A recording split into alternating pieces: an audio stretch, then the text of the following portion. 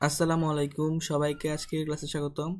আজকে আমরা কথা বলবো তোমাদের অষ্টম শ্রেণীর গণিত বইয়ের যে দ্বিতীয় অধ্যায় রয়েছে সেই দ্বিতীয় অধ্যায়ের অনুশীলনী 2.1 নিয়ে। তো আজকে আমরা পর্ব 1-এ অনুশীলনী 2.1-এর 1, 2, 3 এই তিনটা অঙ্ক সমাধান করব এবং এই তিনটা অঙ্ক খুব ভালোভাবে আমরা আয়ত্তে আনবো ইনশাল্লাহ। তোমরা খুব ভালোভাবে অঙ্কগুলা বোঝার চেষ্টা করবা। আমি উদাহরণের মাধ্যমেও অঙ্কগুলা বুঝিয়ে দিব। আমি তোমাদের জন্য অঙ্কগুলা খুব সহজভাবে করে রেখেছি, এখন তোমাদেরকে শুধু বুঝিয়ে দিব। তো চলো আমরা শুরু করি। প্রথম অঙ্ক দেখো কি বলেছে। প্রথম অঙ্কতে বলেছে যে একটি পণ্যদ্রব্য বিক্রয় করে পাইকারি বিক্রেতার 20% এবং খুচরা বিক্রেতার 20% লাভ হয় যদি দ্রব্যটির খুচরা বিক্রয় মূল্য 576 টাকা হয়, তবে পাইকারি বিক্রেতার ক্রয় মূল্য কত? তো দেখো এখানে এই অঙ্কটা বোঝার আগে তোমাদেরকে কিছু তথ্য আমি তোমাদেরকে মনে করিয়ে দিই, হয়তো তোমরা এগুলো জানো, তবু আবার তোমাদেরকে মনে করিয়ে দিচ্ছি। উৎপাদনকারী হচ্ছে যে একটা দ্রব্য উৎপাদন করে, উৎপাদনকারী থেকে একটা দ্রব্য উৎপাদনকারী বিক্রি করে পাইকারি বিক্রেতার কাছে। তারপরে পাইকারি বিক্রেতা কি করে? পাইকারি বিক্রেতার কাছে বিক্রি করে, কারণ পাইকারি বিক্রেতা অনেকগুলো জিনিস একবারে কিনে, আর উৎপাদনকারী তো অনেকগুলো জিনিস উৎপাদন করে। তো উৎপাদনকারী পাইকারি বিক্রেতার কাছে জিনিস বিভিন্ন দ্রব্য বিক্রি করে, তারপর পাইকারি বিক্রেতা খুচরা বিক্রেতার কাছে জিনিস বিক্রি করে। পাইকারি বিক্রেতা বিভিন্ন বিভিন্ন জায়গার খুচরা বিক্রেতারা এসে পাইকারি বিক্রেতার কাছ থেকে জিনিস কিনে। তো উৎপাদনকারী বিক্রি করে পাইকারি বিক্রেতার কাছে, পাইকারি বিক্রেতা উৎপাদনকারীর কাছ থেকে কিনে বিক্রি করে খুচরা বিক্রেতার কাছে। খুচরা বিক্রেতা পাইকারির কাছ থেকে কিনে, মানে পাইকারি বিক্রেতার কাছ থেকে কিনে কি করে, ওইগুলা আমাদের মতো লোক যারা আছে বা ক্রেতা ভোক্তা যাই বলো তাদের কাছে এটা বিক্রি করে। তো 4টা ধাপে এটা সেল হয় বা এই প্রক্রিয়াটা চলে। উৎপাদনকারী থেকে পাইকারি বিক্রেতা, পাইকারি বিক্রেতা থেকে খুচরা বিক্রেতা, খুচরা বিক্রেতা থেকে ক্রেতা। তো এই তথ্যটা তোমাদেরকে খুব মনে রাখতে হবে ভালো করে। দেখো এই যে অঙ্কতে বলছে একটি পণ্যদ্রব্য বিক্রয় করে পাইকারি বিক্রেতার 20% লাভ, খুচরা বিক্রেতার 20% লাভ হয় যদি দ্রব্যটির খুচরা বিক্রয় মূল্য 576 টাকা হয়, তবে পাইকারি বিক্রেতার ক্রয় মূল্য কত? তো এখানে পাইকারি বিক্রেতার ক্রয় মূল্য বের করতে হবে। এখন আমরা সরাসরি কিন্তু পাইকারি বিক্রেতার ক্রয় মূল্য বের করতে পারবো না। এর আগে আমাদের কিছু একটু মাথা খাটাতে হবে তোমাদের। দেখো এখানে কিছু একটু তথ্য উল্লেখ করছে। দেখো যদি দ্রব্যটির খুচরা বিক্রয় মূল্য 576 টাকা হয়, খুচরা বিক্রয় মূল্য যদি 576 টাকা হয়, তাহলে 20% লাভে আমরা এর যে ক্রয় মূল্য সেটা আমরা বের করতে পারবো। তাহলে আমরা যদি খুচরা বিক্রেতার ক্রয় মূল্য বের করতে পারি, তাহলে খুচরা বিক্রেতার ক্রয় মূল্য সমান কিন্তু পাইকারি বিক্রেতার বিক্রয় মূল্য। কারণ আমি দেখো তোমাদের একটু আগে এই যে এটার অ্যালগোরিদমটা বোঝালাম। দেখো খুচরা পাইকারি বিক্রেতা যেই দামে বিক্রি করছে ওই দামই তো খুচরা বিক্রেতা কিনছে। আচ্ছা আমি একটা উদাহরণ দিই। ধরো রহিম একটা কলার ব্যবসা করে। আচ্ছা ধরো সে একটা পাইকার, মানে পাইকারি ব্যবসায়ী, সে অনেক কলা একবারে কিনে। তো সে করিমের কাছে কিছু কলা বিক্রি করছে 100 টাকায়। ধরো আচ্ছা 500 টাকা, 500 টাকার কলা বিক্রি করছে। পাইকারি বিক্রেতা রহিম কিছু 500 টাকার কলা বিক্রি করছে, আর ওইটা কিনছে করিম। পাইকারি বিক্রেতা রহিম 500 টাকার কলা বিক্রি করছে, ওইটা কিনছে হইতেছে খুচরা বিক্রেতা করিম। তাহলে যত টাকায় বিক্রি করছে সে তো তত টাকায় কিনছে, তাহলে দুইটা সমান না? একবার ইজি কিন্তু। তাইলে দেখো আমরা যদি আগে কি করি যে খুচরা বিক্রেতার যেহেতু বিক্রয় মূল্য দেওয়া আছে আর লাভ কত হয়েছে ওইটাও দেওয়া আছে, তাইলে আমরা শুরুতেই খুচরা বিক্রেতার ক্রয় মূল্যটা বের করব। খুচরা বিক্রেতার ক্রয় মূল্য সমান কিন্তু পাইকারি বিক্রেতার বিক্রয় মূল্য। তাহলে পাইকারি বিক্রেতার বিক্রয় মূল্য পেয়ে গেলে 20% লাভ তো দেওয়াই আছে, তাহলে পাইকারি বিক্রেতার ক্রয় মূল্য আমরা সেমভাবে বের করতে পারবো। তাহলে পাইকারি বিক্রেতার ক্রয় মূল্য বের করলে আমাদের অঙ্ক শেষ। তো একবার ইজি এটা। দেখো কিভাবে করছে। 20% লাভে ক্রয় মূল্য কিন্তু এখানে মেনশন করা নাই, তাইলে আমরা ক্রয় মূল্য 100 ধরছি। 20% লাভে আমরা ক্রয় মূল্য যেহেতু উল্লেখ করা নাই, এজন্য আমরা ক্রয় মূল্য 100 ধরেছি। তাহলে 20% লাভে ক্রয় মূল্য যদি আমরা 100 টাকা ধরি, তাহলে বিক্রয় মূল্য কত হবে? তুমি একটা জিনিস 100 টাকায় কিনছো, এখন তুমি এটার মধ্যে 20 টাকা লাভ করতে চাও, তাহলে কি তুমি কমায় বিক্রি করবা? তুমি 20 টাকা লাভ করতে চাও, তাহলে যে দাম দিয়ে কিনছো এটার সাথে তাহলে তো 20 টাকা যুক্ত হবে না। তাহলে 20% লাভে ক্রয় মূল্য যদি 100 টাকা ধরো, তাহলে বিক্রয় মূল্য হবে 120 টাকা। আবার পরে দেখো বিক্রয় মূল্য, এটা এখানে একটু লিখতে হবে, এই যে এই জায়গাটার মধ্যে তোমরা লিখবা, এখানে লিখবা হচ্ছে খুচরা বিক্রেতার। এখানে দেখো আমরা বের করছি ক্রয় মূল্য 100 টাকা হলে বিক্রয় মূল্য আসছে 120 টাকা। এখন আমরা তোমাদেরকে শুরুতেই বলছিলাম যে আমরা কি বের করব? খুচরা বিক্রেতার, কথাগুলো কিন্তু মনোযোগ দিয়ে শোনো, আমরা বের করব খুচরা বিক্রেতার ক্রয় মূল্য, কারণ খুচরা বিক্রেতার ক্রয় মূল্য সমান পাইকারি বিক্রেতার বিক্রয় মূল্য। তাহলে খুচরা বিক্রেতা আমরা যেটা বের করব, এটা মনে রাখবা, এই ধরনের অঙ্কের সময় যেটা বের করবো ওইটা সবসময় ডান সাইডে রাখবা। তাহলে আমরা কি বের করার চেষ্টা করবো? আমরা বের করবো ক্রয় মূল্য, এই জন্য ক্রয় মূল্য আমরা ডান সাইডে রাখবো। এই যে দেখো এই লাইনের আমরা বিক্রয় মূল্য এই সাইডে রাখা, তাহলে বিক্রয় মূল্য এই সাইডে আমরা রেখে অঙ্ক করবো। তাহলে বিক্রয় মূল্য 120 টাকা হলে ক্রয় মূল্য 100 টাকা, অতএব বিক্রয় মূল্য 1 টাকা হলে ক্রয় মূল্য 100/120, 100/120, তাহলে কত টাকা হলে দেখো। এখন এখানে বলছে কিন্তু দ্রব্যটির খুচরা বিক্রয় মূল্য 576 টাকা হলে, তাহলে এখানে বলছে কিন্তু খুচরা বিক্রয় মূল্য 576 টাকা হলে, 576 টাকা হলে তাহলে এই 100 সাথে 576 গুণ হবে আর নিচে 120 হবে। তাহলে তোমরা দেখো কাটাকাটি করে আনসার আসবে 480 টাকা। তাহলে এটাই হচ্ছে খুচরা বিক্রেতার ক্রয় মূল্য। ঠিক আছে, তো এটাই হচ্ছে খুচরা বিক্রেতার ক্রয় মূল্য। আর শর্ত আমি তোমাকে কি বলছিলাম, যে খুচরা বিক্রেতার ক্রয় মূল্য সমান পাইকারি বিক্রেতার বিক্রয় মূল্য। তাহলে পাইকারি বিক্রেতার বিক্রয় মূল্য আমরা পেয়ে গেছি 480 টাকা। তাইলে পাইকারি বিক্রেতার বিক্রয় মূল্য যদি আমরা এই যে 480 টাকা পেয়ে যাই, তাহলে আমরা পাইকারি খুচরা বিক্রেতার ক্রয় মূল্য সমান কিন্তু পাইকারি বিক্রেতার বিক্রয় মূল্য। তাহলে পাইকারি বিক্রেতার বিক্রয় মূল্য যদি আমরা পাই, এখন তো আমরা ক্রয় মূল্য সহজে বের করতে পারবো, কারণ এখানে বলা হয়েছে যে পাইকারি বিক্রেতা, এই দেখো পাইকারি বিক্রেতা 20% লাভ করছিল। তাহলে 20 আমরা এটার মধ্যে একটা ক্রয় মূল্য ধরে, তাহলে ইজিলি এটার মতোই একদম সেম এই যে এইটুকুর মতোই আমরা করে অঙ্কটা করে নিতে পারবো। দেখো এরপরে আমরা কি করব?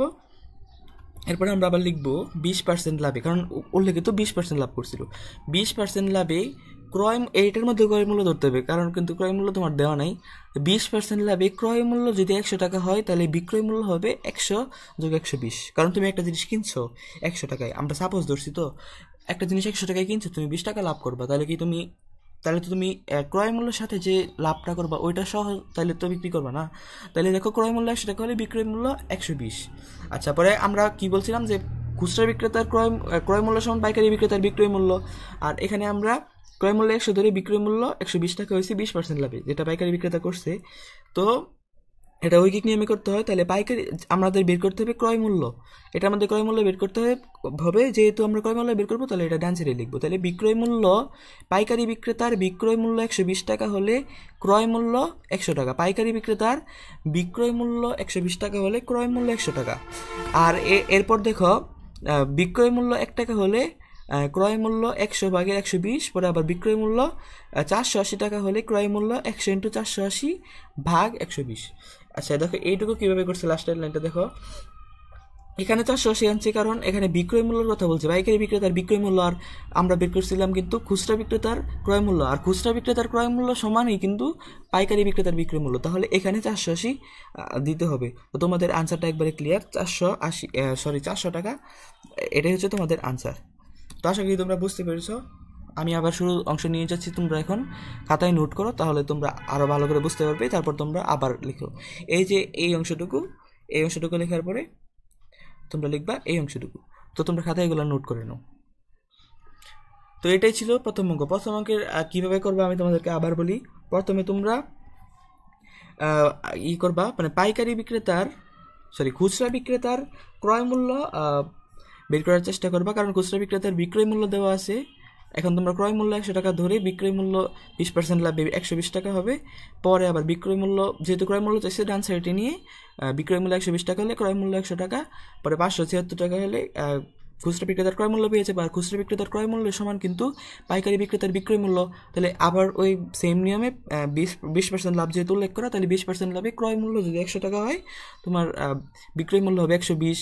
পরে বিক্রয় মূল্য 120 যেটা চাবে এটা ডান সাইডে লিখবা। পরে বিক্রয় মূল্য 120 টাকা হলে ক্রয় মূল্য 100, পরে 480 যেটা মাত্র বের করলা, বিক্রয় মূল্য 480 টাকা হলে ক্রয় মূল্য হচ্ছে 100 × 480 120, পরে 400 টাকা তোমাদের আনসার। এটাই হচ্ছে 1 নংয়ের একবারে সমাধান। তোমরা এরকমভাবে করলে ফুল মার্কস পাবে ইনশাল্লাহ। এরপর আমরা কথা বলবো তোমাদের যে দ্বিতীয় অঙ্কটা নিয়ে আমরা কথা বলবো। দ্বিতীয় অঙ্কতে তোমার বলছে হচ্ছে, আচ্ছা দেখো, দ্বিতীয় অঙ্কতে বলছে একজন দোকানদার কিছু ডাল 2375 টাকায় বিক্রয় করায় তার 5% ক্ষতি হলো। ওই ডাল কত টাকায় বিক্রয় করলে তার 6% লাভ হতো? ধরো তোমাদের একটা উদাহরণ দিয়ে বলি। একজন ব্যবসায়ী, নাম হচ্ছে করিম। সে একটু ব্যবসায়ী, মোটামুটি তেমন একটা সুবিধার ব্যবসায়ী না, সে ব্যবসা মোটামুটি করতে পারে। তো নতুন ব্যবসা দিছে, সে 1 বস্তা ডাল তোমার বিক্রি করছে 2375 টাকায়। করার পরে হিসাব নিকাশ করে দেখে, আয় হায়, আমি তো 5% ক্ষতি হয়ে গেছে আমার। তারপর দোকানে বসে চিন্তা করলো যে আমি যদি এই ডালগুলো 6% লাভে বিক্রি করতাম, বা বিক্রি করলে যদি আমার 6% লাভ হতো, তাহলে আমি কত টাকায় বিক্রি করতাম। মানে বলতেছে যে সে তো 5% ক্ষতি হয়ে গেছে, তার হিসাব করে দেখলো। এখন পরবর্তীতে সে ওই ডালই যদি মানে 6% লাভে বিক্রি করে, তাহলে সে কত টাকায় বিক্রি করতে পারতো, বুঝছো? এটাই হচ্ছে মেন। এখন আমরা এটা কিভাবে বের করব? এটা বের করব হচ্ছে, প্রথমে সে কি করছে, দাঁড়ির আগে কাজটুকু আগে করবা। দেখো, প্রথমে সে কিন্তু লস করছে, মানে 5% ক্ষতি হয়েছে তার। তাইলে তোমরা ক্রয় মূল্য একটা ধরে নিবা, কারণ এখানে বিক্রয় মূল্য কিন্তু দেওয়া আছে, কিন্তু তোমার ক্ষতিতে বিক্রয় মূল্য কিন্তু এখানে কিন্তু দেওয়া নাই। বিক্রয় মূল্য দেওয়া আছে 2375 টাকা। এখন এখানে কিন্তু ক্রয় মূল্য দেওয়া নাই, এই জন্য অঙ্কটা আমাদেরকে একটু চেঞ্জ করে করতে হবে। এখানে আমরা ক্রয় মূল্য 100 টাকা ধরে নিতে হবে, তাহলে বিক্রয় মূল্য, কারণ 100 টাকা ধরলে কিন্তু তুমি 2375-এর সাথে কিন্তু তোমার যে লাভ, মানে ক্ষতি হয়েছে 5%, ওইটা কিন্তু তুমি বিয়োগ করতে পারবে না, কারণ এখানে তুমি ধরেই নিচ্ছ 100 টাকা ক্রয় মূল্য। তাহলে ক্ষতি বা লাভ যেটাই হোক, ওইটা কিন্তু ক্রয় মূল্যের সাথেই হবে, বিক্রয় মূল্যের সময় ক্রয় মূল্যের সাথে হবে। এখন 100 টাকা ক্রয় মূল্য ধরে তুমি 5% ক্ষতি করলে -5 হবে 100 টাকা থেকে। আবার ক্রয় মূল্য 100 টাকা ধরে যদি লাভ করে, তাহলে যোগ হবে। কারণ দেখো, তুমি একটা জিনিস, এখানে বিয়োগ হলো, তোমাদের প্রশ্ন থাকতে পারে। দেখো, এখানে ক্রয় মূল্য 100 টাকা হলে 5% ক্ষতিতে বিক্রয় মূল্য, যে 5% ক্ষতিতে বিক্রয় মূল্য 100 - 5 ইকুয়াল টু 95 টাকা। এখানে কেন এটা লিখলো? কারণ দেখো, তুমি একটা জিনিস যদি 100 টাকায় কিনে তুমি ভাবো যে এটা আমি আরো 5 টাকা কমে বিক্রি করব, তাহলে তোমাদেরকে এটা বিয়োগ দিতে হবে 95 টাকা। তাহলে এই জন্য এখানে লিখছে। আর অঙ্কে তো উল্লেখ করছে যে দোকানদার কিছু ডাল 2375 টাকায় বিক্রয় করায় তার 5% ক্ষতি হলো। তাহলে ক্ষতি, এখন তো ক্রয় মূল্য দেওয়া নাই, আমরা ক্রয় মূল্য একটা ধরছি। এখন ক্রয় মূল্যের সাপেক্ষেই তো ক্ষতি বা লাভ হবে। এই কারণে মানে বিক্রয় মূল্যের সময় ক্রয় মূল্যের সাপেক্ষে তো ক্ষতি বা লাভ হবে। এই জন্য 5% ক্ষতিতে তাহলে বিক্রয় মূল্য হবে 100 - 5 অর্থাৎ 95 টাকা। আবার বলছে যে ওই ডাল কত টাকায় বিক্রয় করলে তার 6% লাভ হতো। তাহলে 6%, এখানেও তো ক্রয় মূল্য উল্লেখ করা নাই, এই কারণে আমরা 100 টাকা ক্রয় মূল্য যেটা ধরছি ওইটা দিয়ে চালিয়ে দিব। তারপর আমরা লিখবো যে 6% লাভের বিক্রয় মূল্য 100 + 6, কারণ এটা লাভ বলছে। 100 + 6, তাহলে 106 টাকা। তাহলে ক্রয় মূল্য 100 টাকা ধরে বিক্রয় মূল্য আসছে 95 আর 106। তাহলে দেখো, এটা কিন্তু সাপোজ ধরছি। এখন সাপোজ আমরা যেগুলো ধরছি, সাপোজ ধরে যে বিক্রয় মূল্যগুলো আসছে, এগুলো আমরা প্রথম লাইনে লিখবো, আর এই লাইনের মধ্যে আমরা ওই উদ্দীপক থেকে আনবো। তাহলে দুইটার যে সামঞ্জস্য হয়ে গেল ঐকিক নিয়ম, এটাই হচ্ছে ঐকিক নিয়ম। তোমার এই যে তুমি যেটা সাপোজ ধরলা, আর নিচের যেটা উদ্দীপকের, দুইটা মিলে সাপোজ ধরছো যেটা, আর ওইটা মিলে উদ্দীপকে যেটা দেওয়া আছে, দুইটা সামঞ্জস্য করে একটা উত্তর আসবে। তাহলে এটা হচ্ছে তোমার ঐকিক নিয়ম, তাহলে কিন্তু অঙ্ক ভুল হবে না। দেখো, এখানে আমরা দুইটা তথ্য পাইছি যে 100 টাকা ক্রয় মূল্য ধরে বিক্রয় মূল্যের মধ্যে কিন্তু 100 টাকা ক্রয় মূল্য ধরে বিক্রয় মূল্য 5% ক্ষতি ও 6% লাভে। ক্ষতিতে বিক্রয় মূল্য হয়েছে 95 টাকা, আবার লাভে বিক্রয় মূল্য হয়েছে 106 টাকা। তাহলে তোমরা ইজিলি লিখতে পারো যে ক্ষতিতে বিক্রয় মূল্য 95 টাকা হলে লাভে বিক্রয় মূল্য 106 টাকা। এটা তো ইজি। ক্ষতিতে যদি বিক্রয় মূল্য 95 টাকা হয়, আর এখানে কিন্তু আমাদের বের করতে হবে যে 6% লাভে তার যদি সে বিক্রয় করতো, তাহলে কত টাকায় বিক্রি করতে পারতো। বিক্রয় মূল্য মানে লাভে বিক্রয় মূল্যটা চাইছে। তো আমি আবারও বলতেছি, যেটা চাবে এটা সবসময় ডান সাইডে লিখবা। তাহলে ক্ষতিতে বিক্রয় মূল্য ক্ষতিতে বিক্রয় মূল্য 95 টাকা হলে লাভে বিক্রয় মূল্য 106 টাকা।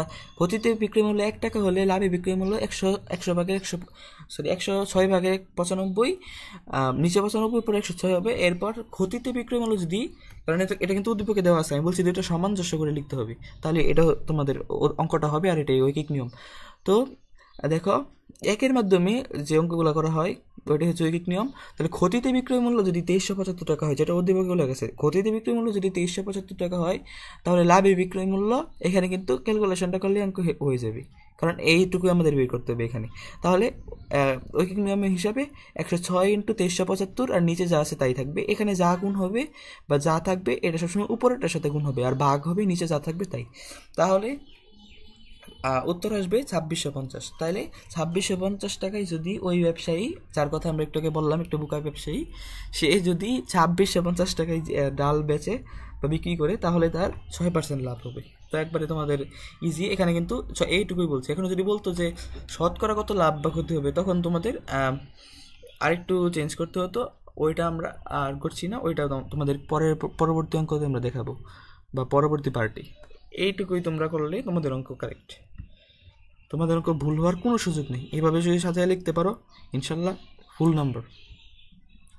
আচ্ছা, এরপর দেখো 3 নম্বর অঙ্কে চলে যায়। 3 নম্বর অঙ্কে বলছে 30 টাকায় 10টি দরে ও 15টি দরে সমান সংখ্যক কলা বিক্রয় করে সবগুলো কলা 30 টাকায় 12টি দরে বিক্রয় করলে শতকরা কত লাভ বা ক্ষতি হবে। দেখো এখানে আমি একটু বলি। দেখো 30 টাকায় 10টি দরে ও 15টি দরে, এখানে দুইবার কিন্তু কলা কিনা হয়েছে। 30 টাকায় 10টি দরে মানে 10টির দাম হচ্ছে 30 টাকা। এখানে তোমাদেরকে মাথার মধ্যে একটু প্যাচ লাগানোর জন্য ডাকটা এরকম করে দিছে। চাইলে কিন্তু তারা সহজ দিতে পারতো, কিন্তু দিছে তোমাদেরকে যাতে একটু বিভ্রান্ত করতে পারে। কিন্তু তোমরা তো অনেক ট্যালেন্টেড, তোমরা কখনোই বিভ্রান্ত হবে না। তোমরা একটু গভীরভাবে চিন্তা করবে। দেখো 30 টাকায় 10টি দরে ও 15টি দরে, তাহলে 10টির দাম কিন্তু 30, আবার কিনছে 15টির দাম 30।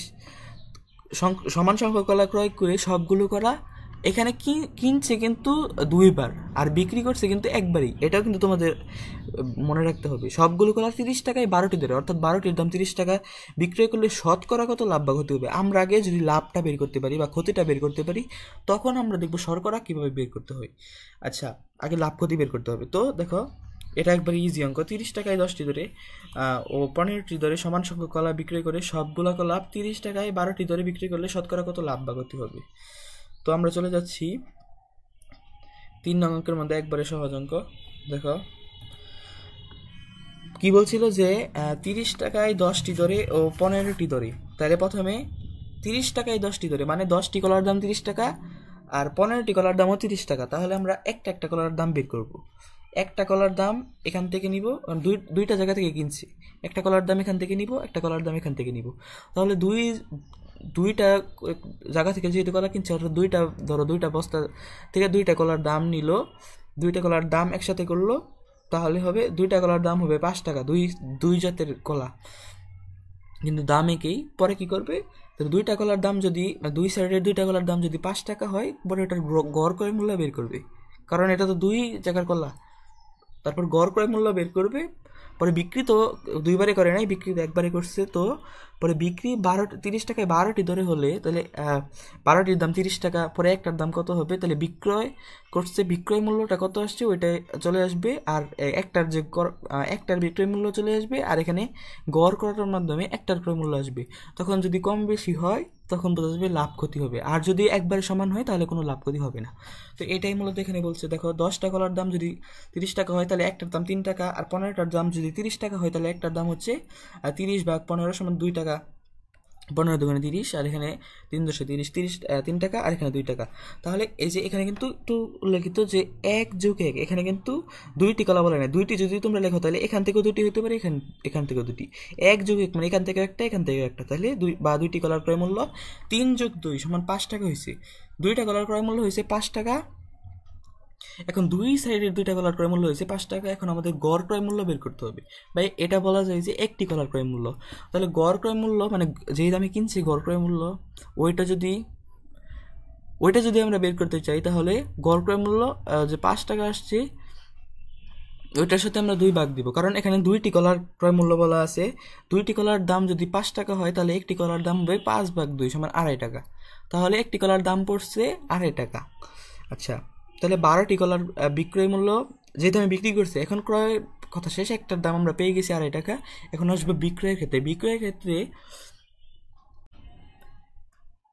12টি কলার বিক্রয় মূল্য যদি এখানে কি বলছে 30 টাকায় 12টি ধরে, অর্থাৎ আমি আগেই বলছি যে 12টি কলার বিক্রয় মূল্য 30 টাকা, অতএব একটি কলার বিক্রয় মূল্য হচ্ছে 30 ভাগ 12, বা ভাগ করলে দেখবা 2.5 টাকা। তাহলে এখানে তো তুমি বলতে পারো যে প্রথমবার করলে যে ভাইয়া এখানে কেন একবারে বের করলেন, ওইটার মধ্যে তো দুইবারে বের করছিলেন, পরে দুইটা একযোগে দুই জায়গা থেকে দুইটার দাম নিয়ে পরে আবার ভাগ করছেন, মানে গড় বের করছেন।